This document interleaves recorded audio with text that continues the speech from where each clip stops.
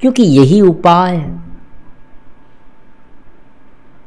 शब्द तो बहुत सुने तुमने, शब्द की उलझन में उलझते गए।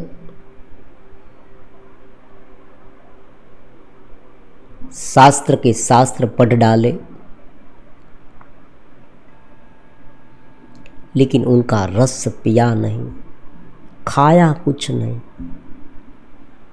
पेट से हम भूखे हैं, हमारी प्यास बुझी नहीं है।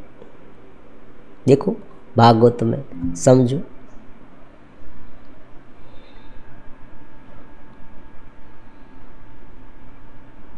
वेद व्यास जी ने नारद जी को पूछा, हे मुने, आप तो सर्वज्ञाता हैं, सब कुछ जानने वाले हैं, सभी जगह पर विचरण कर रहे हैं। आपने बहुत कुछ देखा है, बहुत कुछ जाना है, बहुत सारे लोगों से आप मिल रहे हैं। मेरे इस प्रश्न का समाधान करें।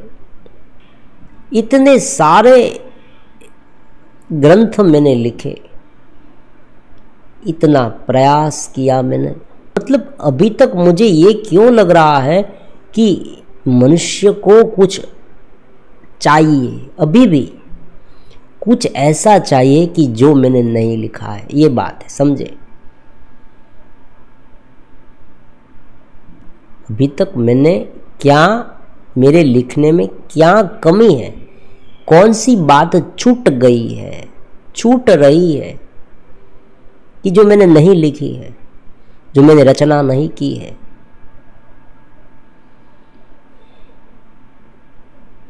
कि जो मनुष्य के लिए बहुत जरूरी है। क्योंकि ये जो मनीषी होते हैं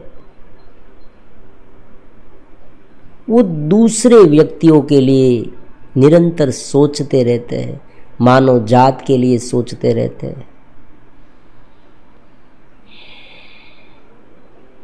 लोक कल्याण कैसे हो, किस तरह से ये जो अलग अलग प्रकार के मनुष्य है जो इस सांसारिक प्रवृत्तियों में घिरे हुए हैं,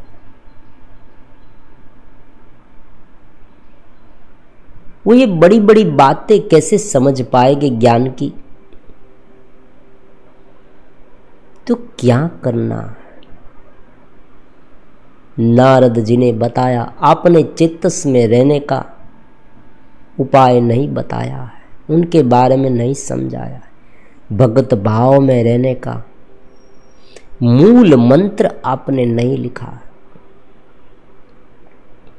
उनमें रहना।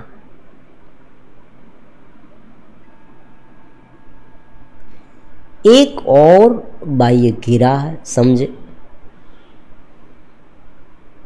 इस घेरे में सब कुछ आ गया, सभी प्रकार की चीज वस्तुएं जो हमारे सामने हमें दिखाई दे रही है वो सब आ गई। इस घेरे में हमारे रिलेटिव्स आ गए, चुन्नू मुन्नू भी आ गए और चुन्नू मुन्नू की मम्मी भी आ गई। जो हमारे फ्रेंड्स हैं वो भी आ गए, इस घेरे में ही आ गए।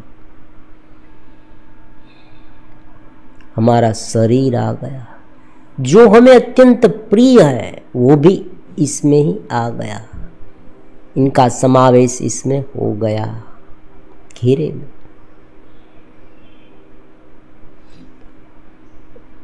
जब जन्म होता है, समझे, इनकी व्याख्या क्या है ये बारीकी से समझे। जब जन्म होता है तब से लेकर मृत्यु हो जाने के बाद बीच में जो रहता है ना वो घेरा है। जो जन्म के साथ मिल रहा है और मृत्यु के साथ छूट रहा है वो घेरा है। जो इस शरीर से जुड़ रहा है, मान लीजिए व्यक्ति जीवित है तो मकान है, जीवित है तो मिल्कत है, जीवित है तो पैसा है, जीवित है तो पत्नी है, गर्लफ्रेंड है, जीवित है तो है। बच्चे, जीवित है तो है। वैसे ही भोग भी जो शरीर से होते हैं, जीवित है तो है। लेकिन एक चीज ऐसी है कि जो वो मर जाए फिर भी उनके पास रहती है, अपने आप का अनुभव। पूरे जीवन उनके साथ रहती है। सब कुछ बदलता जाएगा, लेकिन मैं हूं का जो अनुभव शाश्वत चेतनवंतता का, वो कभी नहीं बदलेगा। परिस्थिति बदलेगी, समझे।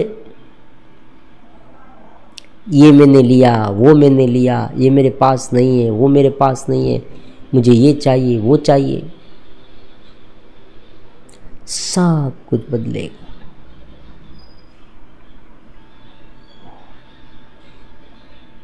लेकिन दो कॉन्शियसनेस है, समझे। एक कॉस्मिक कॉन्शियसनेस है, वैश्विक चेतना, ओके। ये और एक हमारी चेतना, एक वैश्विक चेतना और एक हमारी चेतना। आप कहेंगे दोनों में भेद है, भेद नहीं है, समझे। भेद इसलिए आ गया है क्योंकि घेरा है।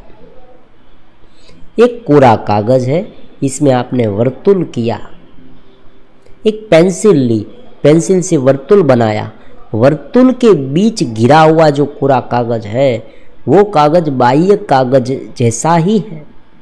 वो भाग है, वो बाहर के कागज से अलग नहीं, फिर भी हम ये कहेंगे वर्तुल, वर्तुल से घिरा हुआ कागज।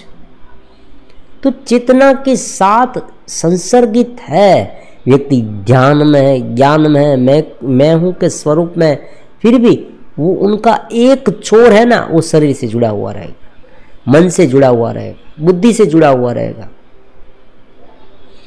भले वो ऊपर उठा है, अपनी चेतना में है, फिर भी वो इनसे जुड़ा हुआ है, लिंग शरीर से जुड़ा हुआ है, समझे। स्थूल शरीर और लिंग शरीर दोनों से वो थोड़ा बहुत जुड़ा हुआ है। इसलिए हम उसे उनकी चेतना कहेंगे, व्यक्ति की चेतना सेल्फ कॉन्शियसनेस कहेंगे। इनसे भी वो ऊपर उठ सकता है। देखो, बहुत लंबे समय के प्रयास के बाद जब उनका कर्म, वेदांत कहता है, हमारे शास्त्र कहते हैं कि जब कर्माशय शून्य हो जाएगा, जो उसे क्रियामाण कर्म है, जो शुरू हो गए, जो खत्म तब ही होगे जब वो भुगत लेगा, तब ये भी शांत हो जाने वाला है, समझे। ऐसी बात नहीं है कि ये जो कर्म है वो फिर से तरोताजा हो गए।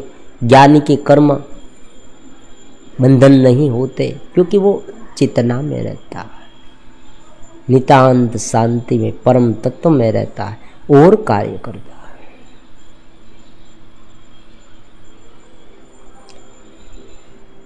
अब एक प्रश्न है, आज हम जो ये सत्संग कर रहे हैं उनका एक अलग सा विषय है कि इंटरेस्ट कम क्यों हो जाता है। देखो, समझे, अध्यात्म जो है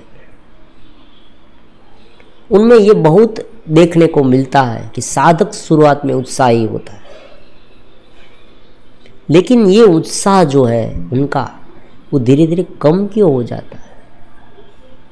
या दूसरा, वो इनसे इतना जुड़ क्यों नहीं पाता। और तीसरा, व्यक्ति जो अलग अलग प्रकार के बहुत सारे लोग हैं, समझे, इसमें से बहुत कम मात्रा में लोग अध्यात्म में क्यों आते हैं, सभी लोग क्यों नहीं आते।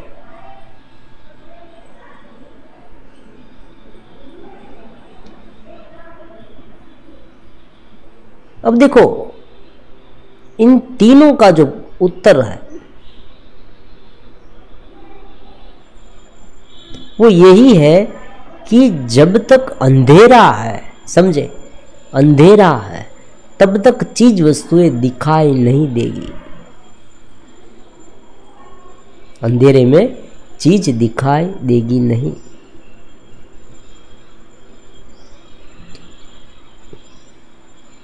चेतनवंतता अभी इस जगत के विचारों में, विषयों में और मन के उटपटांग बातों में फंसा हुआ, फंसी हुई है चेतनवंतता। तो स्वाभाविक रूप में वो अपने स्वरूप में एकरूप नहीं हो पाती, और यही उनका कारण है। कारण भी यही है और उपाय भी यही है। गीली लकड़ी है, मान लीजिए गीली लकड़ी है,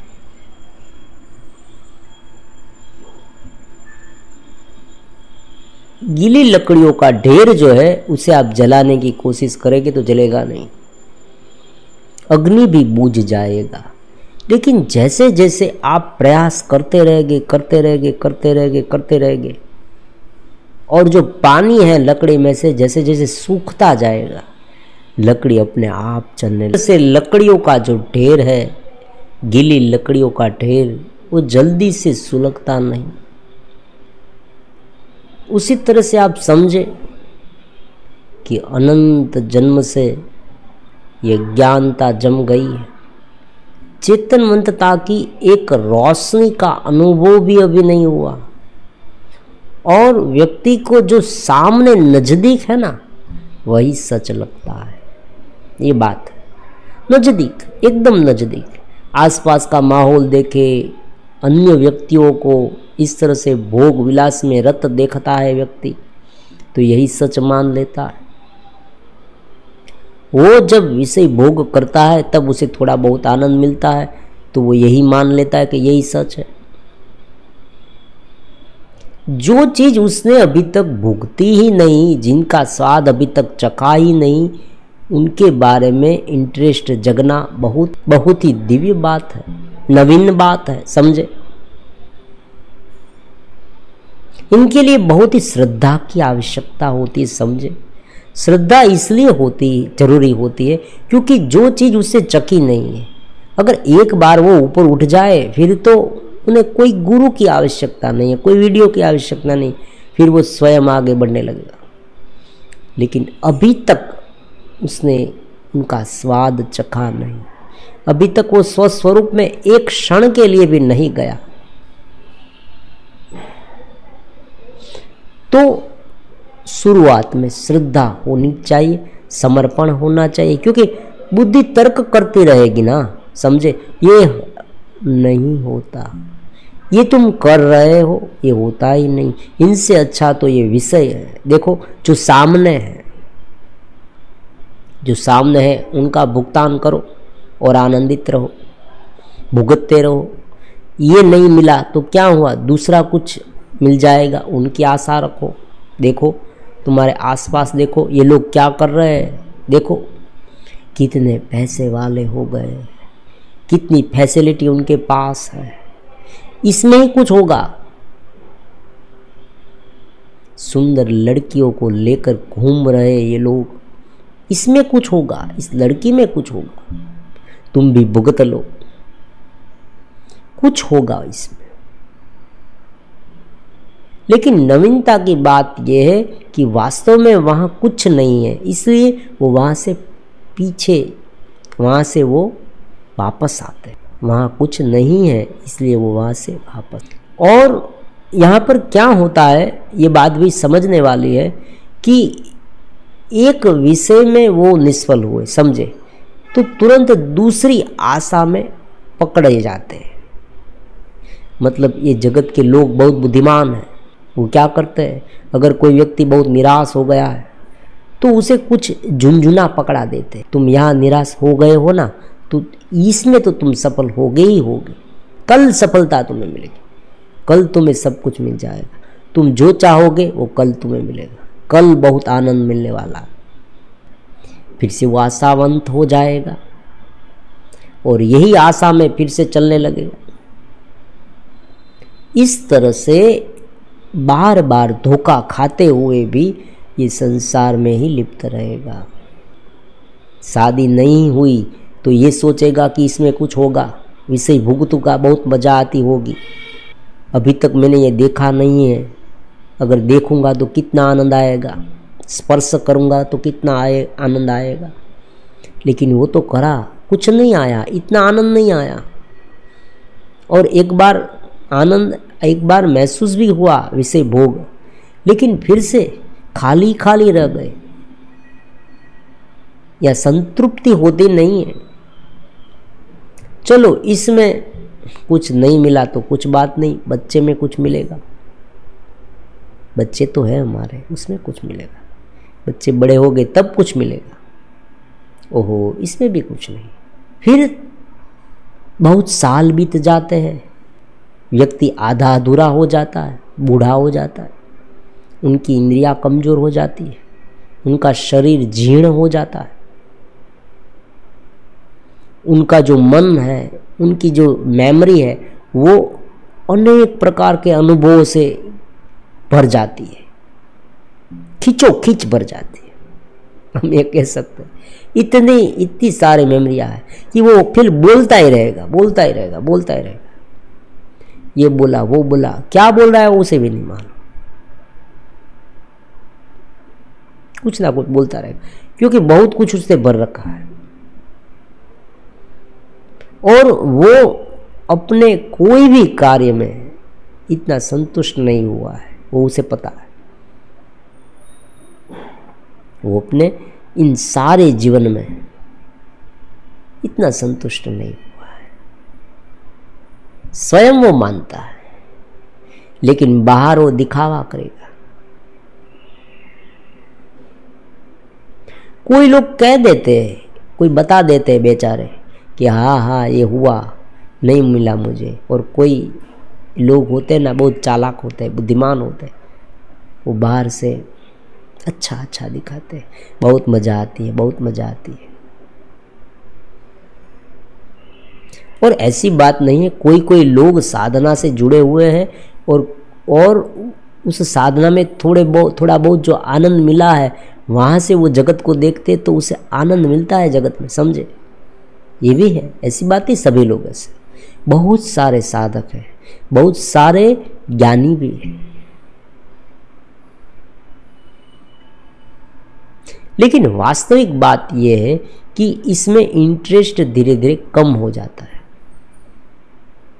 सामान्य बात यह है, जो सामान्य साधक है उन्हें शुरुआत में बहुत इंटरेस्ट होगा, और ये इंटरेस्ट भी क्यों है समझे, अध्यात्म में कुछ नवीन हो जाएगा, इसलिए कुछ धमाका होगा। अब देखो, साधकों को लुभाने के लिए साधक इस दिशा में आए, प्रेरित हो, उनके लिए कुछ इधर उधर का कहा जाता है, और उनकी एक कल्पना हो जाती है, समझे, क्योंकि इसे शब्द से तो वर्णित नहीं किया जाता। कोई चित्तवंतता का जो दिव्य अनुभव जैसे जैसे गहरा होता जाता है, अपने स्वरूप का अनुभव, परमात्मा का अनुभव, जैसे जैसे चित्तवंतता गहरी होती जाती है, अलग अलग प्रकार के एक्सपीरियंस अलग अलग व्यक्तियों को होंगे, और वो शब्द से कुछ अलग अलग बोलेगा, शब्द से वो अलग अलग बोलेगा। मान लीजिए आपने कोई स्वादिष्ट मिठाई खाई, तो आप क्या कहेंगे, उनका वर्णन कैसे करेंगे। देखिए,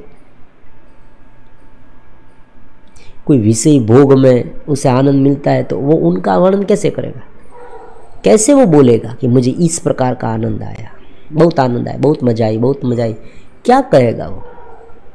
तो जो अनुभूति है उसे शब्द में वर्णित करना बहुत मुश्किल होता है, वो अनुभव से ही पता चलता है।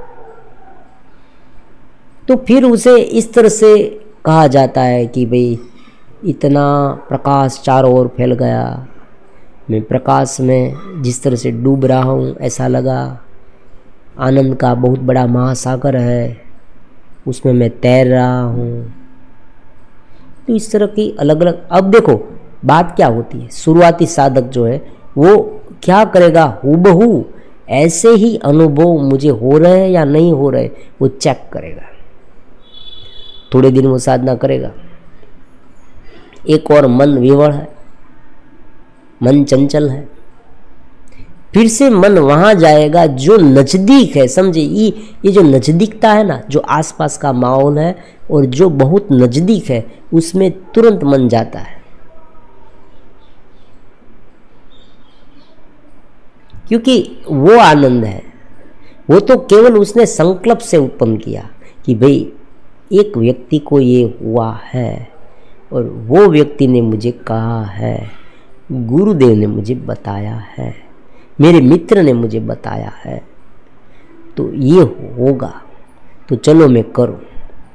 लेकिन उनका दूसरा मन है ना, जो वो एक ये बता रहा है कि भाई ये हो सकता है कि तुम्हें ये मिले ही नहीं और ये दूर की बात हो, ये भी है। बहुत सारे लोग ऐसा कहकर छोड़ देते हैं, समझे, साधना को, कि वो ये मानते हैं कि भाई ये कोई बहुत बड़े ऋषि मुनि की बात है, बड़े बड़े मनीषी वो है ना, वही ये कर सकते हैं, हम नहीं कर सकते, ये हमारे लिए है ही नहीं। इस संसार में जो रहता है उनके लिए तो यही ठीक है ना। ये साधना वगैरह जो काम है, ऊपर उठना, ये सब जो विषय से ऊपर उठना, ये सब बात हमारे लिए नहीं। और कोई ये मानता है कि भाई ये अभी नहीं करना है, पहले विषय भोग पूरी तरह से भोग लेते हैं फिर करना।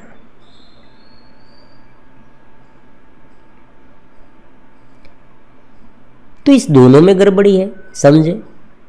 देखो, जो जगत में रहता है उनके लिए ये बहुत बड़ी चैलेंज जैसा लग रहा है, लेकिन उनके लिए तो अनिवार्य है, समझे।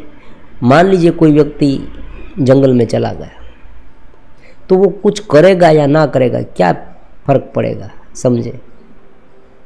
वो तो बैठा रहेगा एक और फल फूल खा के। तो ज़्यादा ज़रूरत उन लोगों को है जो इस जगत में गिरते हैं, पड़ते हैं। जगत में जो है, जगत में जो रहते हैं, उनके लिए साधना बहुत ज़रूरी है। एक सिंपल सा एग्जाम्पल लेते हैं। मान लीजिए आपकी कार है, कार को आपने एक कोने में रख दी, बहुत अच्छा पार्किंग है आपका, उन पर छत है, एक शेड बनाया है आपने, अलग सा शेड, वहाँ आप कार पार्क करते हैं। कार बहुत ही कीमती है, महंगी वाली कार है।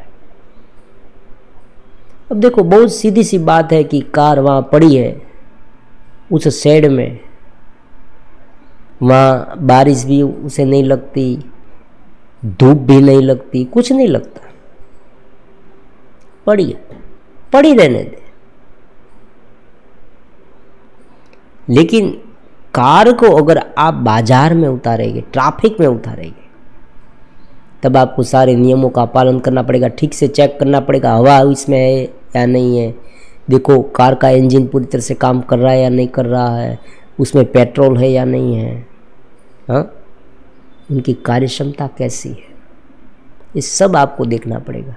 क्योंकि हो सकता है बीच में कार रुक जाए और एक्सीडेंट हो जाए, ये भी हो सकता है ब्रेक फेल हो जाए, एक्सेलेरेटर पूरी तरह से काम नहीं कर रहा और बीच में पेट्रोल ही खलास हो जाए, ख़त्म हो जाए और आप बीच में रह जाए, पंचर हो जाए, टायर पंचर, बहुत कुछ देखना पड़ता है। अच्छा ड्राइवर भी चाहिए ना। कार कोने में पड़ी है तो ड्राइवर का क्या काम। ड्राइवर को आप कह दे कि भाई तुम आज मत आना, तुम्हारी ज़रूरत आज है ही नहीं, कार तो पड़ी है यहाँ कोने में। तो संसार में है तो हमारी कार का एक्सीडेंट कहीं पर ना हो जाए, इसलिए साधना जरूरी है। चित्त में रहने से सारे प्रश्न का समाधान हो जाएगा और व्यक्ति स्वयं जवाब देगा, समझे, ये बात है, पूछने नहीं जाना पड़ेगा, व्यक्ति स्वयं जवाब देगा, स्वयं अपना निर्णय लेगा। जब हमें कुछ दिखाई नहीं देता ना, तब हम दूसरे को पूछते हैं, अंधेरे में पूछते हैं।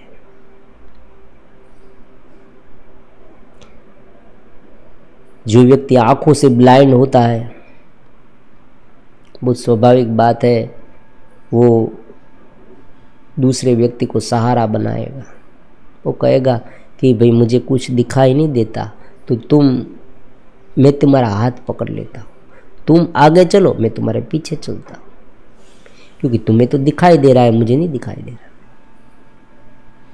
तो ज्ञान जो है, चित्तनवंतता जो है, वो रोशनी की तरह है। ये आंखों की रोशनी, दृष्टि की रोशनी। दृष्टा स्वयं बलवान हो जाएगा। पहले वाला जो संसारी दृष्टा है ना, वो कैसा है? विषय भोग में लिप्त है, संशयात्मा है, ईर्ष्यावान है, द्वेषी है, लोभी है,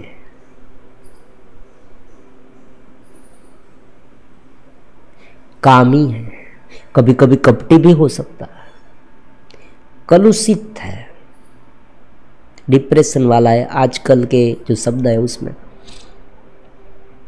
वो शांत और स्थिर नहीं है। अगर ऐसा व्यक्ति कार में बैठेगा और ड्राइविंग करेगा तो क्या होगा? सीधी सी बात है, कार कहीं पर ठोक देगा,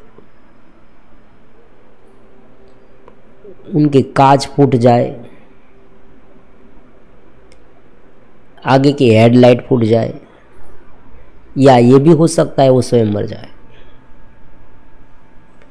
बड़े मुसीबत में वो आ सकता है। बहुत ही विचित्र प्रकार की स्मृतियां हमारे अंतराल चित्त में स्टोर हो जाती है, समझे, अगर हम सजग नहीं हैं तो। अगर हम सजग नहीं है तो विषय जो है ना, एकदम सहज बात है, जितना जरूरी है उतना है। लेकिन वो विषय में ही प्लेजर ढूंढना, आनंद ढूंढना, ये एक ऐसी विचित्र प्रकार की स्मृतियां हमारे चित्त में स्टोर कर देती है कि हमें कभी शांति मिलती नहीं। बार बार वही करने की इच्छा होती है, वही सोचने की इच्छा होती है।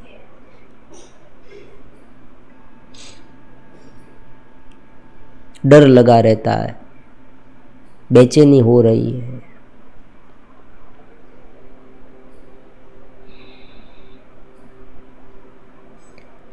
और कभी कुछ नहीं करते और केवल आलस्य में पड़े रहते हैं।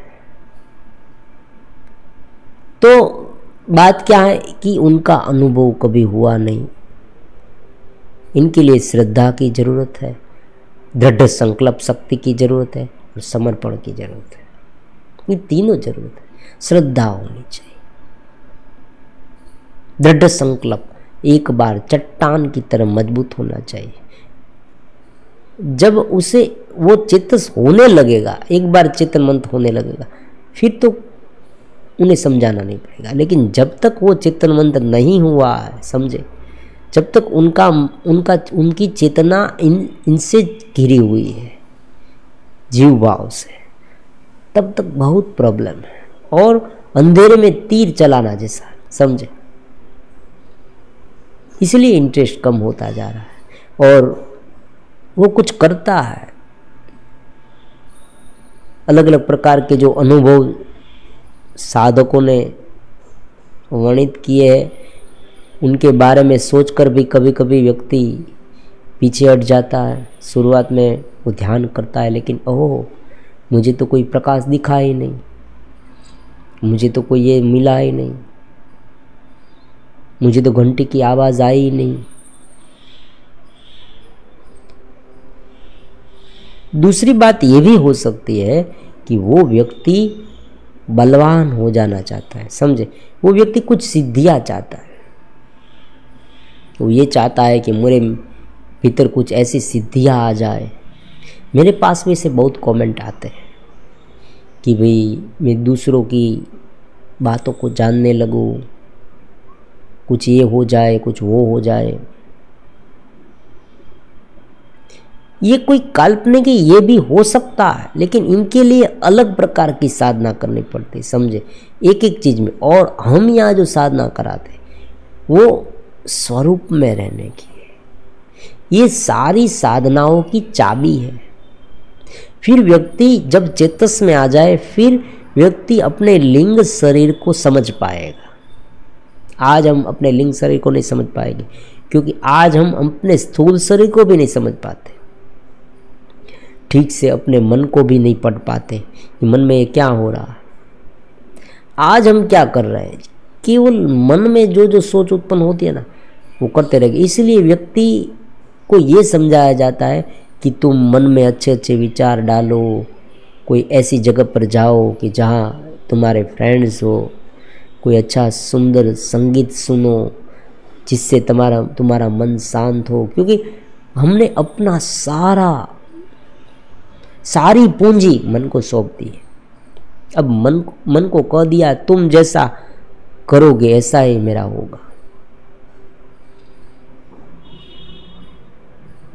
विषयों को हमने सब कुछ सौंप दिया, तुम जो करोगे मेरा वही होगा, मेरा वही हाल होगा। तो डरते हैं हम, विषयों से भी डर जाते हैं, क्योंकि हम ये समझ गए हैं कि भाई यहाँ मैं फंस जाऊंगा, कंट्रोल नहीं कर पाऊंगा,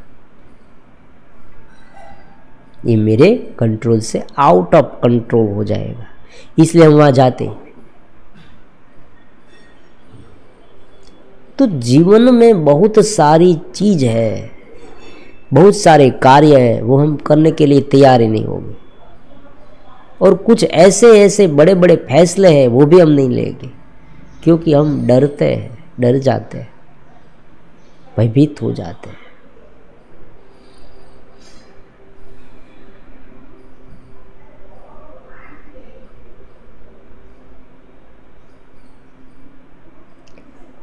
जैसे जैसे साधक में श्रद्धा होगी, समर्पण भाव होगा और दृढ़ संकल्प शक्ति होगी, वो उसमें लगे रहेगा, तो धीरे धीरे ये बन पाएगा, ये घटित होगा, उसमें चित्तनवंतता घटित होगी। सभी प्रकार के अलग अलग प्रकार के जो स्वप्न है, कल्पना है, वो छोड़ देनी है, क्योंकि कल्पना से वो ऊपर है। मुझे ये मिल जाएगा, मुझे वो मिल जाएगा, ये छोड़ना होगा, क्योंकि ये मिला वो मिला सब कुछ इस घेरे में है, वो घेरे से ऊपर है। मैं बहुत बड़ा हो जाऊंगा, सबका स्वामी बन जाऊंगा, ये भी छोड़ देना है, क्योंकि यहाँ ऊंच नीच है ही नहीं, यहाँ सब एक है, एक ही चेतना है, क्योंकि ये सब घेरे में है। कुरूपता, सुंदरता, भद्दापन, ये सब घेरे में है। शरीर सुंदर लगेगा तो ये घेरे में है, लोग मेरी वाह वाह करेंगे तो घेरे में है। तो इन सब को साक्षी मानना होगा। तो इंटरेस्ट कम हो जाता है, उनका एक ही कारण है कि उनका अनुभव हुआ नहीं है, और यहाँ श्रद्धा भी नहीं पूरी तरह से, कुछ और चाहते हैं, कुछ सिद्धियाँ मिल जाए ये चाहते हैं। मतलब मन जगत में ही है, आसक्ति भरपूर है, लेकिन अध्यात्म में इसलिए जाना चाहते हैं कि जगत की जो हमारी सुसुप्त इच्छाएं हैं वो अध्यात्म से पूर्ण हो। तो भी यहाँ सफलता नहीं मिलती, व्यक्ति वापस आ जाता है, वापस आ जाता है व्यक्ति। और वापस आएगा ना तो वो और ज़्यादा उद्विग्न हो जाएगा, और वो सारे व्यक्ति को ये भी कहेगा, दूसरे व्यक्ति को, यहाँ मत जाना, संसारी लोगों का काम नहीं।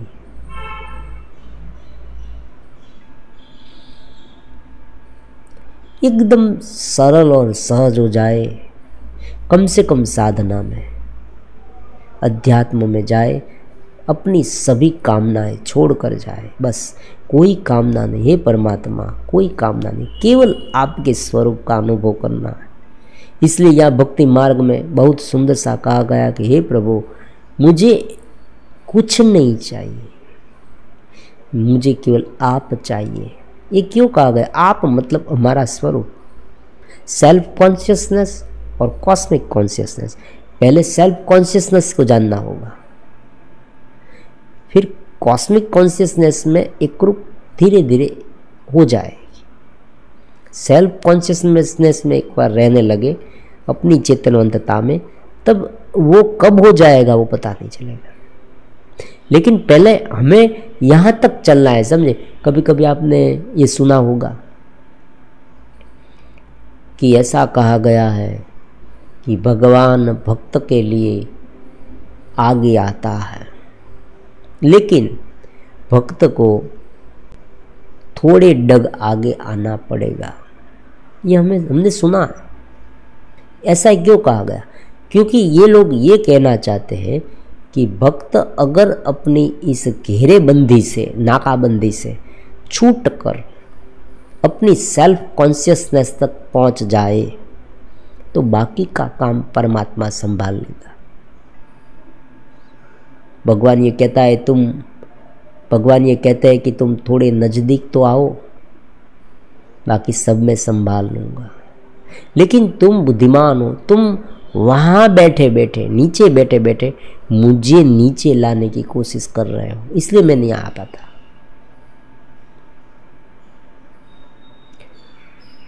हम इस जगत में परमात्मा को उतारना चाहते हैं।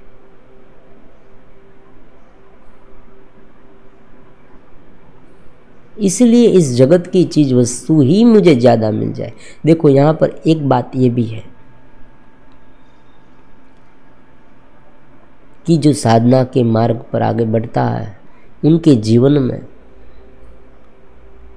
सुख सुविधाएं बहुत आती है। आप कहेंगे क्या नवीन बोल रहे हैं, लेकिन बात ये है, हाँ है वास्तव में। अगर जो आगे बढ़ता है, लेकिन वो अगर सच्चा साधक है तो उन पर ध्यान नहीं देगा, ये बात है। उसे चीज वस्तुएं मिलेगी। अब देखिए बहुत सारे संत हैं, महंत हैं, उनके जीवन में भी जो पैसे वाला व्यक्ति, जो राजा है, वो उसे बहुत बड़ी बड़ी ऑफरें करते हैं कि तुम ये मार्ग छोड़ दो, ये कर दो, वो कर दो, मैं तुम्हें ये दूंगा, वो दूंगा। लेकिन वो ये एक्सेप्ट नहीं करते, समझे, ये बात है। आप कहेंगे भगवान श्री राम है, 14 साल का वनवास उसने एक्सेप्ट किया, लेकिन दशरथ राजा ने तो कहा था, कोई दबाव नहीं था, प्रेशर नहीं था। दशरथ राजा ने सीधी सी बात कही कि हे राम, मैं मेरे वचन से बंधा हुआ हूं, तुम नहीं बंधे हुए हो, समझे। तुम इस वचन से बंधे हुए नहीं हो। तुम एक काम करो, तुम बगावत कर दो, समझो, प्रजा तुम्हारे साथ है। तुम बगावत कर दो और मुझे बंदी बनाकर जेल में डाल दो, मैं खुशी खुशी चला जाऊंगा, या मुझे बंदी बना दो केवल। तो मैं कहूंगा कि भाई देखो, मैं वचन पालने के लिए तो तैयार था, लेकिन मैं क्या करूं। भगवान श्री राम कहते हैं कि आप बहुत चतुर हैं, बहुत बुद्धिमान हैं। जिस तरह से आप अपने वचनों का पालन कर रहे हैं, उसी तरह से मुझे भी मेरे कर्तव्य का पालन करना है। तो देखो ये चॉइस हो गई। एक और संसार था, जगत की सारी सुख सुविधाएं थी, और एक और सत्य था, चैतन्यता थी, ब्रह्म था। तो ऐसी बात नहीं है कि उसे मिलता नहीं, मिलता तो बहुत है, लेकिन वो ये चाहते नहीं है। वो ये चाहते हैं कि मुझे वो चीज़ मिल जाए जो सबसे मूल्यवान है, जो सबसे मूल्यवान है। तो स्वाभाविक रूप में अगर इंटरेस्ट रखना है, अगर ऊपर उठना है, तो शुरुआत में अंधेरे में तीर चलाना होगा, बात तो है। क्योंकि जब तक व्यक्ति ने कभी अनुभव ही नहीं किया है, व्यक्ति अभी तक ऊपर उठा ही नहीं है, वो व्यक्ति इसमें इंटरेस्ट कैसे रखेगा। तो श्रद्धा होनी चाहिए, दृढ़ संकल्प होना चाहिए, उसे अपने घेरे को मठारते जाना चाहिए।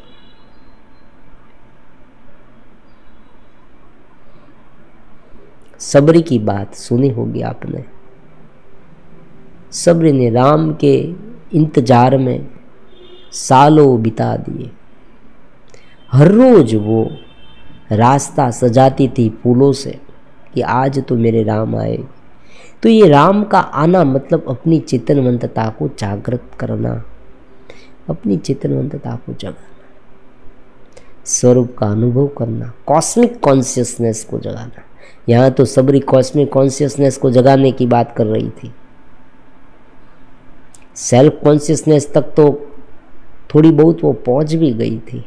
यहाँ तो वो ये चाहती थी कि कॉस्मिक कॉन्शियसनेस आ जाए, क्योंकि राम तो परम चैतन्य है। उस परम चैतन्य से वो मिलना चाहती थी, उनमें एक रूप हो जाना चाहती। और आप सब देखते हैं, आप सब जानते हैं रामायण में कि जब राम आए तो सबरी वहाँ ही समाधिष्ट हो गई।